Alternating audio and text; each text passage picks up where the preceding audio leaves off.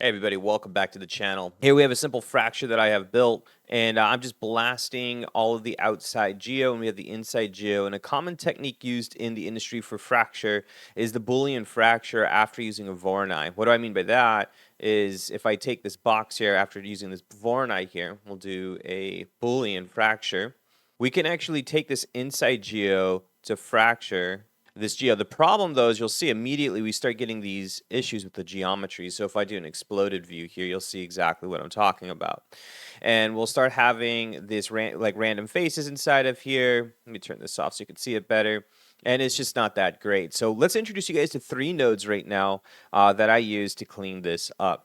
The first one is the fuse node. And the fuse node, it does exactly what it sounds like. Let's get rid of this Boolean fracture for right now. So the fuse node, take a look over here. The default settings, it's going to snap to points that are near to it. So it uses a near points function underneath the hood. For those of you guys that have used wrangles with the near point, that's exactly what it's doing. It's doing it with itself. And then we have the snap distance here. This would be your maximum distance. Now we could change a few things. We could change how it's doing it. We could do sum. That's going to be insane. It's going to grow. The average value is usually where I stay. I really only use the fuse node to merge points here. Very useful tool. Just know that it leaves geometry though for you. So to see this in action, let's go ahead and look at the blast. And you'll see here we have several points here. If I fuse, the numbers will change and we'll go to 116. And that'll be the first step. The problem, though, with the fuse node is it will merge the points, but it'll keep these primitives here in the same world space. So we still have a problem, and we have to use other nodes to clean that up. But I almost always use the fuse node when I'm trying to clean up geometry.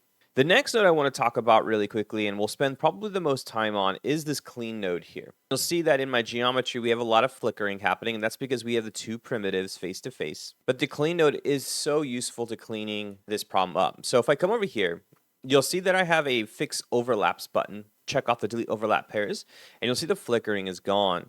And it will choose which face to keep. So that's why some of these look like they're facing the wrong way. But now this is usable geometry for us. Let me show you what I mean. So if I come down here now to the Boolean fracture,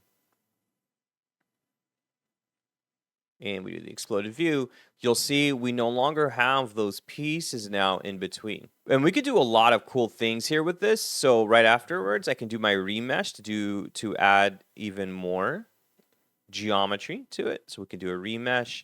And this works good for right now. Maybe we'll do a mountain. Really important here, do not do it along the vector. It'll throw off the Boolean fracture.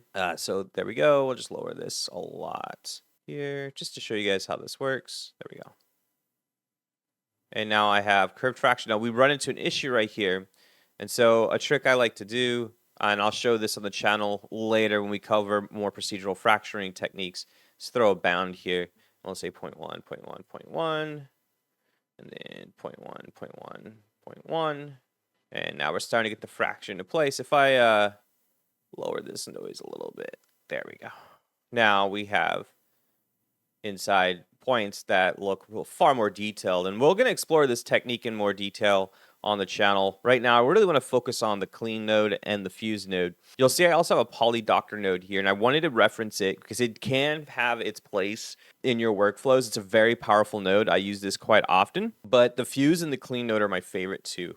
I almost always drop these immediately after a fracture just to clean up my geometry. Looking deeper on the clean node, if you take a look down here, we have a few other things that we can do. We do have some non-manifold topology here. I'm going to delete it so you can see it, but it will mark it for you. And this will be useful as well too if you have bad cuts happening in your geometry. And so you'll see that when I took that out though, it doesn't actually give me a cut. So let me turn off the noise, and there it is. And it has something to do with the noise right here. So if you're going to add noise, I almost never turn on the manifold, delete the manifold only.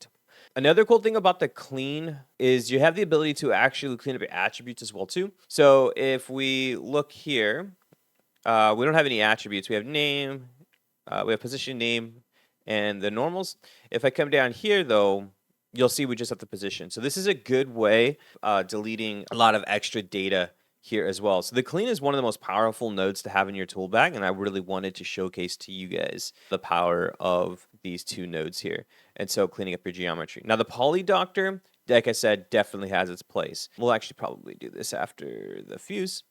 Okay, and you'll see that it does a pretty good job just out the gate. So there's a few things that we can probably do. We can just go through a lot of these. If I hit ignore on the ill-formed, you'll see that the tessellation went away. We're kind of back to where we were. So I'll repair it. 5 edges. I'm going to ignore the 5 edges because we have a lot of n-gons already as it is. It's okay in this case.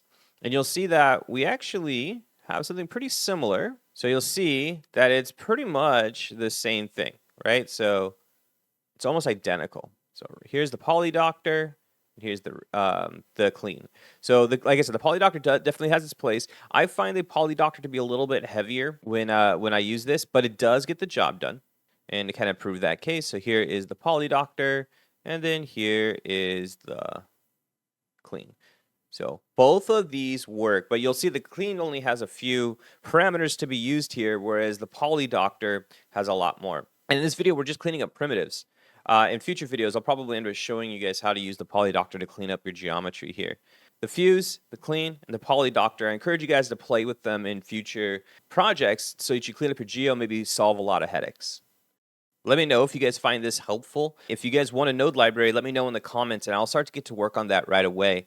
Also, you guys said you wanted more procedural destruction, and you guys wanted more procedural modeling, so that's coming. I'm actually working on a course plan right now to start releasing for free for those of you that are subscribed to my channel as well as are on my Discord servers. So if you guys are not on Discord yet, highly encourage you guys to click the link below in the description and join the Discord server. If you're not familiar with Discord, feel free to reach out to me and I can introduce you guys to Discord. But it is a wonderful community to be a part of. With that said, hopefully you guys find this video useful, and I'll see you in the next video.